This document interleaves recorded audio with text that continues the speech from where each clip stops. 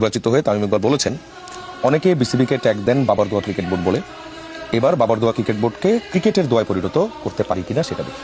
তামিম কি পারবে বাবার দোয়া ক্রিকেট বোর্ডকে ক্রিকেটের দোয়ায় পরিণত করতে? ফলাফলের বাকি চিত্রটাকে দেখে কি মনে হয়?